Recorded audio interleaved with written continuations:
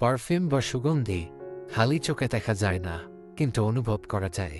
এই অনুভব যে কতটা মোহ সৃষ্টি করতে পারে তা আসলেই অজানা। যুগে যুগে পৃথিবীতে বিশেষ কিছু উদ্দেশ্যে কিছু মানুষের আগমন ঘটে। ঠিক এরকমই পারফিউমের সর্বোচ্চ সৌন্দর্য উপলব্ধি করাতে সেরা নাক নিয়ে যে মানুষটি জন্ম নিয়েছিল, সে তার তৈরি পারফিউম দ্বারা পুরো এক সাম্রাজ্যকে তার বশীভূত করেছিল। মানুষ হত্যার মতো অপরাধ করেও সকলের কাছে সে অ্যাঞ্জেলের খেতাব পেয়েছে। এমনই একটি গল্প নিয়ে ১৯৮৫ সালে জার্মান রাইটার প্যাট্রিক সুস্কিন্ড তৈরি করেছিলেন ঐতিহাসিক উপন্যাস perfume the story of murderer. পরে ২০০৬ সালে ডিরেক্টর টম টিকুয়ার এই অনবদ্য উপন্যাসটিকে চলচ্চিত্রে রূপ দিয়েছিলেন। আইএমডিবিতে মুভিটির রেটিং 7.5 আউট অফ 10, রটেন টমেটোসে 59% ফ্রেশ এবং মেটাক্রিটিকে 56% স্কোর রয়েছে। তো বলা যাক ক্রাইম ড্রামা ফ্যান্টাসি জনরার ঐতিহাসিক পারফিউম মুভিটির ঘটনা প্রবাহ। মুভির শুরুতে দেখা যায় জন ব্যাপটিস্ট নামের এক লোক একটি জেলে বন্দী। সে পুরোপুরি শিকলে বাঁধা ছিল। তাকে নির্মমভাবে টেনে বাইরে বের করে আনা হয়। বাইরে অসংখ্য লোকের সমাগম।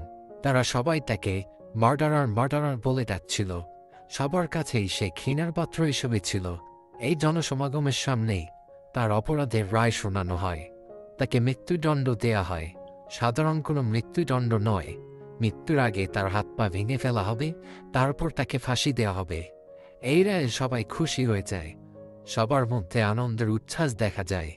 কে জন ব্যাপটিস্ট? কি তার অপরাধ? কেন সবাই তাকে ঘৃণা করছে? এই উত্তরগুলো জানানোর জন্য আমাদের ফ্ল্যাশব্যাকে নিয়ে যাওয়া হয়। দেখানো হয় অতীতের ১৭৩৮ সাল প্যারিস শহর। প্যারিসের সবচেয়ে নোংরা জায়গা ছিল সেখানকার মাছের বাজার। এখানে বাজারে এক মহিলা মাছ বিক্রেতাকে দেখানো হয়। সে গর্ভবতী ছিল। হুট করে তার ব্যথা উঠে। সে ওখানেই আড়ালে বাচ্চা প্রসব করে। সুন্দর প্যারিসের সবচেয়ে দুর্গন্ধময় জায়গায় জন্ম হয় এই জন ব্যাপটিস্টের। এর আগেও তার মার ৪টি সন্তান প্রসব হয়েছিল। সেগুলোর কিছু মৃত ছিল আর কিছু ছিল বিকলাঙ্গ। সেসব বাচ্চাগুলোকে এই মা নদীতে ফেলে দিয়েছিল। এই বাচ্চাটিও অজ্ঞান অবস্থায় জন্ম নেয়। তাকেও তার মা ফেলে দিত, কিন্তু বাচ্চাটি সাধারণ কোনো বাচ্চা ছিল না। অদ্ভুত ঘ্রাণ ক্ষমতার অধিকারী ছিল বাচ্চাটি। বলা যেতে পারে পৃথিবীতে সর্বোচ্চ ঘ্রাণ নিতে পারা এবং বিশ্লেষণের ক্ষমতা ছিল এই বাচ্চাটির। দুর্গন্ধময় জায়গায় জন্ম নেয়াতে বাচ্চাটি সেসব ঘ্রাণ সহ্য না করতে পেরে কেঁদে উঠে। আশেপাশের সবাই সেখানে চলে আসে। মাটি তাকে আর ফেলে দিতে পারে না। সে পালিয়ে যায়। তার মার এই অপরাধের জন্য পরে তাকে ফাঁসি দেওয়া হয়। জন ব্যাপটিস্টের সাথে অন্যদের নিয়তির এক অদ্ভুত তালমেল রয়েছে। এই জন ব্যাপটিস্ট যার যার কাছেই যেত, সে থাকাকালীন সময়ে তার মাধ্যমে যেমন অন্যের উপকার হতো, আবার সে চলে গেলে কোনো না কোনোভাবে তাদের মৃত্যু হয়ে যেত। বাচ্চাটিকে অনাথাশ্রমে নিয়ে যাওয়া হয়। অনেক ছোট এই অনাথাশ্রমে জায়গার অনেক ঘাটতি ছিল। তাই নতুন এই বাচ্চাটি আসাতে তাকে অন্য বাচ্চারা মেরে ফেলার চেষ্টা করে। কিন্তু ওই সময় অনাথ আশ্রমের কেয়ারটেকারটি তা দেখে ফেলে। বাচ্চাটিকে সে উদ্ধার করে। তবে তার মানে এই না যে সে বাচ্চাদের খুব ভালোবাসত। উল্টো বলা যেতে পারে এই বাচ্চাগুলোর উপরই তার আয় নির্ভর করত। এই বাচ্চাগুলো একটু বড় হয়ে গেলে তাদের বিভিন্ন কারখানায় বিক্রি করে দেয়া হতো। অনাথ আশ্রমে বাচ্চাগুলোর অবস্থা খুবই শোচনীয় ছিল। তারা অনেক কষ্টে জীবনযাপন করত। অনাথ আশ্রমে জন ব্যাপটিস্টকে আনার পরপরই সেখানকার অন্যান্য বাচ্চারা বুঝে গিয়েছিল সে সবার থেকে আলাদা এবং বিশেষ কেউ। ধীরে ধীরে জন বড় হয়। ৫ বছর পর্যন্ত জন কারোর সাথেই কোনো কথাই বলেনি।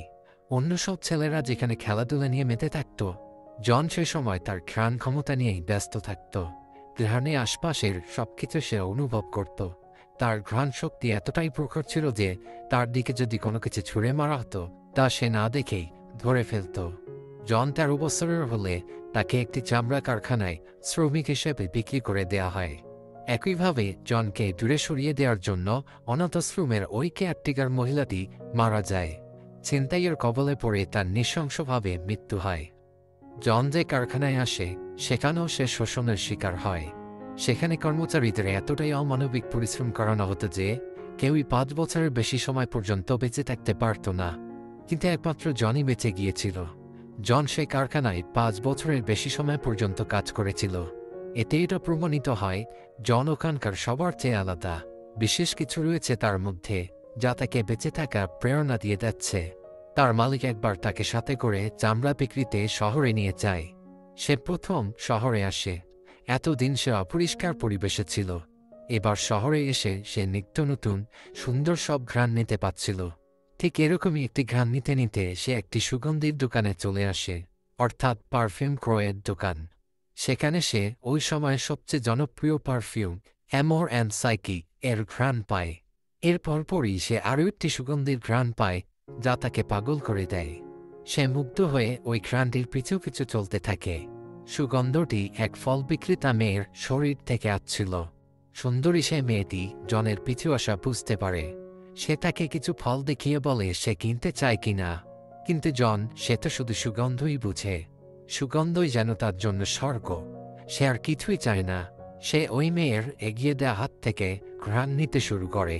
এই রকম আচরণ দেখে মেয়েটি ভয় পেয়ে পালিয়ে যায়। জন তার ঘ্রাণ পেয়েছিল। সে ওই ঘ্রাণকে অন্যহের খুঁজে। এভাবে খুঁজে সে ওই মেয়েকে পেয়েও যায়। সে মেয়েটির কাছে এসে আবার ঘ্রাণ নিতে ধরলে মেয়েটি চিৎকার করে ওঠে। আর তখন জন মেয়েটির মুখ চিপে ধরে দেহের ঘ্রাণ নিতে থাকে। এভাবে চিপে ধরে রাখার ফলে মেয়েটি মারা যায়। জন নিজেও বুঝতে পারে না সে অজান্তে কিভাবে একটি মেয়েকে হত্যা করে ফেলেছে। তবে তাতে তার বিন্দুমাত্র আফসোস নেই। শুধুমাত্র সুগন্ধির সাথেই যেন তার সম্পর্ক। এটার জন্য সে সব করতে পারে। এটা পেলেই তার আর কিছুর দরকার নেই। কিন্তু ওই মেয়েটির মৃত্যুর পর তার দেহের ঘ্রাণ ধীরে ধীরে নিঃশেষ হতে থাকে। জন বিচলিত হয়ে পড়ে। সে এই ঘ্রাণ হারাতে চায় না। ওই রাতে সে আর ঘুমায় না। সে ভাবতে থাকে কিভাবে সে এই ঘ্রাণ ধরে রাখতে পারবে। ওই শহরে এক সময়কার জনপ্রিয় পারফিউম প্রস্তুতকারক ছিল বালদিনি। এক সময় তার বিপুল জনপ্রিয়তা থাকলেও এখন তা নেই। নতুন সব প্রস্তুতকারকদের আনাগোনাতে তার পুরনো ধাঁচের পারফিউমগুলো টিকে থাকতে পারছিল না। সে নিত্য নতুন ফর্মুলা ব্যবহার করে বিভিন্ন পারফিউম তৈরি করতে গেলেও সেগুলোতে সফল হতে পারছিল না। সে ওই সময়ের সবচেয়ে জনপ্রিয় পারফিউম অ্যামোর অ্যান্ড সাইকির ফর্মুলাও জানার চেষ্টা করে যাচ্ছিল, কিন্তু সক্ষম হচ্ছিল না। ওই দিন ওখানে জন ব্যাপটিস্ট চামড়া ডেলিভারি দিতে আসে। জন বালদিনির গায়ে লেগে থাকা অ্যামোর অ্যান্ড সাইকির ঘ্রাণ নিয়ে বলে সে তাকে এই পারফিউমটি প্রস্তুত করে দিতে পারবে। বলে তার নাক প্যারিসের শ্রেষ্ঠতম নাক। বালদিনি প্রথমে তাকে হেয় করলেও পরে একটি সুযোগ দেয়। জন বালদিনিকে অ্যামোর অ্যান্ড সাইকির থেকেও ভালো পারফিউম তৈরি করে দেয়। বালদিনি সেই পারফিউমের ঘ্রাণ নিয়ে জীবনের সেরা মুহূর্ত উপভোগ করার মতো অনুভূতি পায়। জন বালদিনিকে বলে সে যদি তাকে তার কাজে রেখে দেয় তাহলে সে তাকে এর থেকেও ভালো পারফিউম বানিয়ে দিতে পারবে। তাকে শুধু পারফিউম সংরক্ষণের কৌশলটুকু শেখাতে হবে। বালদিনি জনকে চামড়ার ব্যাপারীর কাছ থেকে কিনে নেয়। জনকে দূর করার সাথে ঠিক আগের মতো করেই এই ব্যাপারীটিরও পানিতে ডুবে মৃত্যু হয়ে যায়। জন বালদিনিকে নতুন নতুন ফর্মুলা দিয়ে সেরা কিছু পারফিউম বানিয়ে দেয়। এগুলোর মাধ্যমে বালদিনি আবার তার জনপ্রিয়তা ফিরে পায়। বালদিনি জনকেও পারফিউমের নানা বিষয় জানাত। সে বলে একটা পারফিউমের 3টা স্তর থাকে। প্রতিটা স্তরের 4টি করে নোট থাকে। সব মিলে 12টা নোট দিয়েই একটি পূর্ণাঙ্গ ভালো পারফিউম হয়। পারফিউম যদি একটি বাড়ি হয় এই স্তরগুলো হচ্ছে তার দেয়াল, আর নোটগুলো হচ্ছে ওই দেয়ালের ইট। কথিত আছে এই 12টা নোটের বাইরেও আরও একটি নোট রয়েছে যেটা যদি ব্যবহার করা হয় তাহলে তা দিয়ে সর্বোচ্চ পারফিউমটি বানানো সম্ভব হবে, যার মোহ মানুষকে বশ করে ফেলবে, পৃথিবীতেই স্বর্গের অনুভূতি দিতে পারবে। এতটাই ক্ষমতা হবে সেই পারফিউমের। জন অবাক হয়ে এগুলো শুনছিল। হয়তো ভাবছিল সে একদিন এই পারফিউমটি বানিয়ে দেখাবে। বালদিনির কাছে জন পারফিউমের সংরক্ষণ শিখতে চাচ্ছিল। সে চাচ্ছিল সে যদি কোনো কিছু থেকে ভালো সুগন্ধ পায় সেই সুগন্ধটি সে যেন বের করে অন্য কোথাও সংরক্ষণ করতে পারে। সেই সুগন্ধ যেন কখনো হারিয়ে না যায়। বালদিনি তাকে একটি পদ্ধতি শেখায়। সে তাকে দেখায় 10,000 গোলাপ থেকে কিভাবে সুগন্ধ বের করে তা সংরক্ষণ করতে হয়। বালদিনি তার বানানো একটি মেশিনে এই গোলাপগুলো সিদ্ধ করে তার বাষ্প ঘনীভূত করে, আর তা থেকে এই গোলাপগুলোর সুগন্ধ ফোঁটা আকারে বেরিয়ে আসে। ফুলের পর জন অন্যান্য জিনিসেরও সুগন্ধ বের করতে চেষ্টা করতে থাকে। একদিন রাতে বালদিনি দেখে জন কাঁদছে। জন বলে বালদিনি তাকে মিথ্যা বলেছে। এভাবে সব ঘ্রাণকে ধরে রাখা যায় না। সেই লোহা, তামা, গ্লাস জাতীয় জিনিসগুলোর ঘ্রাণ এভাবে ধরে রাখতে পারছিল না। জন চায় সে যেন যে কোনো কিছুরই সুগন্ধ ধরে রাখতে পারে। বালদিনী দেখে সে তার বিড়ালকেও এই পদ্ধতিতে ব্যবহার করে ফেলেছে। তার শরীর থেকে সে সুগন্ধ বের করার চেষ্টা করেছে। বালদিনী এতে রেগে যায়, বলে কোনো প্রাণীর শরীর থেকে এভাবে সুগন্ধ বের করা যায় না। এটা শুনে জন সেন্সলেস হয়ে যায়। শরীর থেকে ঘ্রাণ না বের করার ব্যাপারটা জেনে সে ধীরে ধীরে অসুস্থ হয়ে পড়ে। তার তো ঘ্রাণ ধরে রাখতেই হবে, তাকে যেভাবেই হোক কোনো না কোনো পদ্ধতি শিখতেই হবে। জনের অসুস্থ হওয়াতে বালদিনী চিন্তিত হয়ে পড়ে, কেননা বালদিনীর পারফিউম বিজনেস জনের উপরই নির্ভর ছিল। জন তার কাছে অন্য কোনো উপায় আছে কিনা জানতে চায়। বালদিনী বলে প্রাণীদের চর্বি গলিয়ে সে তার সুগন্ধ সংরক্ষণ করতে পারবে, কিন্তু এই পদ্ধতিটি সে পারে না। তবে গ্রাস শহরে গেলে তা জন শিখে নিতে পারবে। জন যাওয়ার জন্য প্রস্তুত হয়। 100 পারফিউম ফর্মুলা দেওয়ার মাধ্যমে জনকে বালদিনী যেতে দেয়। সাথে একটি সুপারিশপত্র লিখে দেয় যাতে জন ওখানে যেয়ে কাজ পায় আর পদ্ধতিটি শিখে নিতে পারে। 100 ফর্মুলা পেয়ে বালদিনী অনেক খুশি হয়, কিন্তু আবার সে একইভাবে জন দূরে যাওয়ার ফলে বালদিনীর বাড়ির ধস নেমে সে মারা যায়। জন অন্য শহরে যাচ্ছে। সে প্রথমবারের মতো মুক্তির স্বাদ পায়। সে এখন কারো গোলাম নয়। সে পাহাড় পথ দিয়ে গ্রাস শহরে যেতে থাকে। পাহাড়ের এক গুহায় সে কিছুদিন অবস্থান করে। একদিন স্বপ্নে সে দেখে ওই ফল বিক্রেতা মেয়েটি তার কাছাকাছি রয়েছে, কিন্তু মেয়েটি তাকে অনুভব করতে পারছে না, তাকে দেখতে পারছে না। জনের ঘুম ভেঙে যায়। উঠে সে তার নিজের শরীরের ঘ্রাণ নিতে শুরু করে। সে দেখে তার নিজের দেহের কোনো ঘ্রাণ নেই, তাই মেয়েটি তাকে দেখতে পারছিল না। পৃথিবীর সর্বোৎকৃষ্ট নাকটি যার কাছে রয়েছে, যে কোনো ধরনের প্রসাধনী বানাতে পারে, তার নিজের দেহেরই কোনো ঘ্রাণ ছিল না, কোনো সুগন্ধ ছিল না। জন এতে কষ্ট পারে। সে ভাবে তার কোনো মূল্যই তাহলে নেই। তাই সে সিদ্ধান্ত নেয় সে পৃথিবীর সেরা পারফিউমটি বানিয়ে পৃথিবীকে তার মূল্য দেখিয়ে দিবে। গ্রাস শহরে ঢোকার সময় জন আবার সেই ঘ্রাণটি পায় যেটা সে আগে পেয়েছিল ওই ফল বিক্রেতা মেয়েটির কাছে। এই সুগন্ধ ছিল লওরা নামের এক মেয়ের শরীর থেকে। ঘ্রাণের পিছু নিতে নিতে সেই মেয়েটির বাসা পর্যন্ত চলে আসে। লওরা গ্রাস শহরের ধনী প্রভাবশালী লোক অ্যান্টনি রিচিজ এর মেয়ে ছিল। জন গ্রাস শহরে ম্যাডাম আনুলফি নামের এক মহিলার কাছে কাজ করা শুরু করে। সেখানে সে প্রাণী চর্বি থেকে সুগন্ধি বের করার 2টি পদ্ধতি শিখছিল। জন পৃথিবীর শ্রেষ্ঠ সুগন্ধি বানাবে। এর জন্য সে যে কোনো কিছু করতে পারে, যে কোনো পর্যায়ে যেতে সে রাজি রয়েছে। তার কাছে পারফিউমের ঊর্ধ্বে কিছুই ছিল না। এরই ধারাবাহিকতায় সুন্দর সুবাসের অধিকারী একটি মেয়েকে সে হত্যা করে ফেলে। তার শরীরটি সে প্রাণী চর্বির সাথে সিদ্ধ করে, কিন্তু এরপরেও সে সফল হয় না। সে মেয়েটির দেহ থেকে সুগন্ধ বের করতে পারে না। এরপর সে দ্বিতীয় পদ্ধতি ব্যবহার করার চেষ্টা করে। এর জন্য সে ওখানকার এক পতিতাকে ভাড়া করে নিয়ে আসে। সে তার দেহে এবার চর্বির লেপ লাগিয়ে দেয়। পতিতাটি এসব দেখে ঘাবড়ে যেতে থাকে। সে এক পর্যায়ে আর রাজি হয় না। জনকে তার টাকা ফেরত দিয়ে তাকে যেতে বলে। তখন জন তাকেও মেরে ফেলে। সে তার শরীরে চর্বির লেপ লাগিয়ে তা সংরক্ষণ করে। পরে সেই চর্বি তুলে নিয়ে জাল দিয়ে তার বাষ্প থেকে সুগন্ধ বের করতে সক্ষম হয়। এরপর জন বালদিনীর কথা অনুযায়ী 13 বোতলের একটা সেট তৈরি করে। এই সেট পূরণের মাধ্যমে সে পৃথিবীর সর্বশ্রেষ্ঠ পারফিউম তৈরি করবে। আর এই প্রতিটি বোতলের জন্য প্রয়োজন হবে একটি করে নারীদের দেহ। একদিন রাতে লওরাদের বাসায় তার বার্থডে পার্টি চলছিল। সুযোগ পেয়ে জন ওখানে আসে। পার্টিতে লওরারা লুকোচুরি খেলছিল। ওই সময় জন লওরাকে আক্রমণ করতেই ধরে, কিন্তু কেউ ওখানে চলে আসে, তাই লওরাকে এসে আর নিতে পারে না। কিন্তু ওই পার্টিতে থাকা 2 যমজ বোনকে জন তুলে নিয়ে যায়। তাতে শরীর থেকে সুগন্ধ বের করে সে তার প্রথম 2 বোতল পূরণ করে নেয়। এই ডেড বডিগুলো শহরের বিভিন্ন জায়গায় পাওয়া যেতে থাকে। এর ফলে শহরের মানুষদের মধ্যে আতঙ্ক ছড়িয়ে পড়ে। সারা শহরে কারফিউ জারি করা হয়। সবাই তাদের বাসার মহিলাদের লক করে রাখতে শুরু করে। লরার বাবা তার মেয়েকে নিয়ে চিন্তিত হয়ে পড়ে। সে ভাবে এই হত্যাকারী সুন্দরী মেয়েদের টার্গেট করে তাদের কোনো বিশেষ উদ্দেশ্যে মেরে ফেলছিল, আর তার মেয়ে ওই শহরের সবচেয়ে সুন্দরী মেয়ে ছিল। জন ব্যাপটিস্ট 12টি মেয়ে হত্যা করে 12টি বোতল ফিল আপ করে ফেলেছিল, আর দরকার ছিল একটি।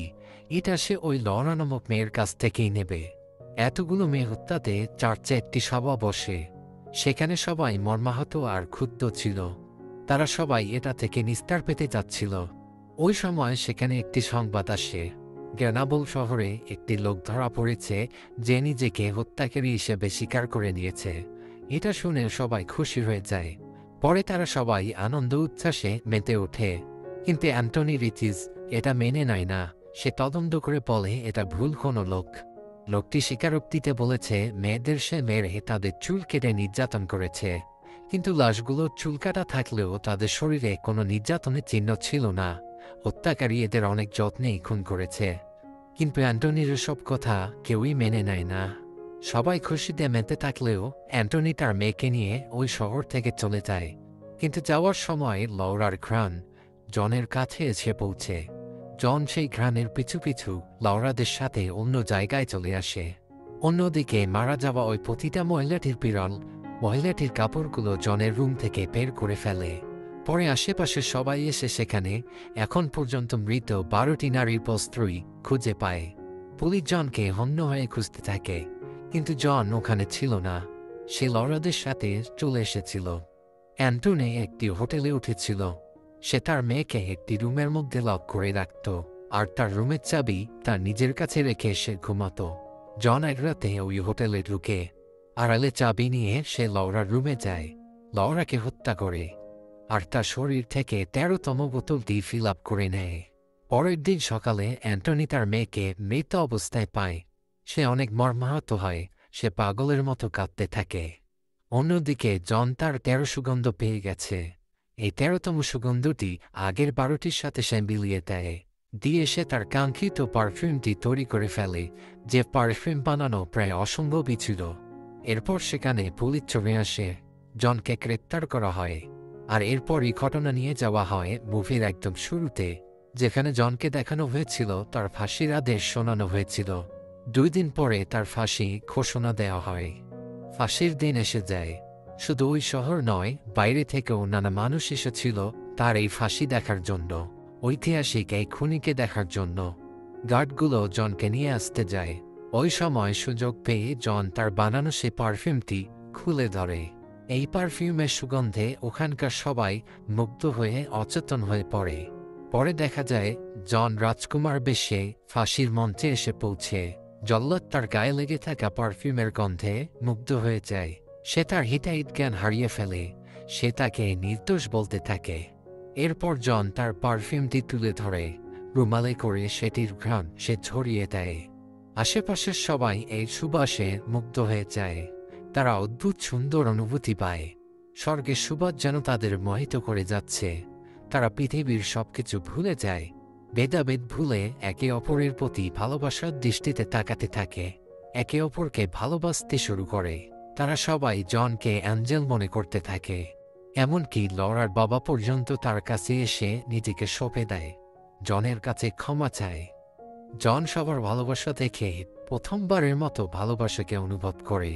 সে চোখ বন্ধ করে ওই ফল বিক্রেতা মেয়ের কথা মনে করে, যাকে সে ভালোবাসতে পারত, তার ভালোবাসাও পেতে পারত, তার দেহের সুগন্ধকে আজীবনের জন্য আপন করে নিতে পারত।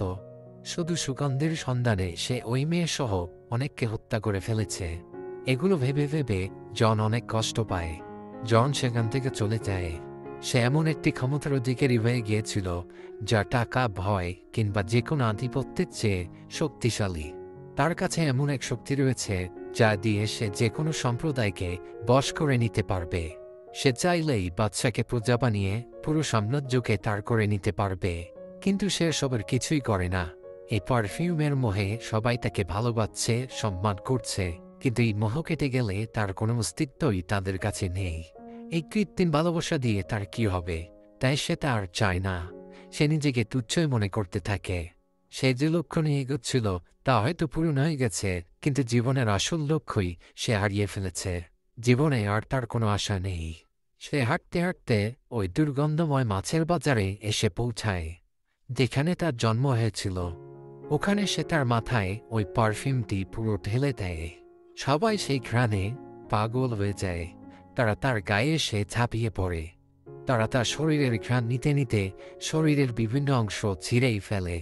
পরের সকালে ওই স্থানে জনের বস্ত্র ছাড়া আর কিছুই পাওয়া যায় না। আর এভাবেই দুনিয়ার সেরা নাকের অধিকারী এবং ঐতিহাসিক পারফিউম তৈরিকারী খনি লোকটির ইতি ঘটে। আর ওই পারফিউম বোতল থেকে সর্বশেষ ফোঁটা সেখানে পড়ে সেটি সুগন্ধ শেষ হয়ে যায়, যার জন্য হয়তো প্যারিস শহরকে the city of love and romance বলা হয়ে থাকে।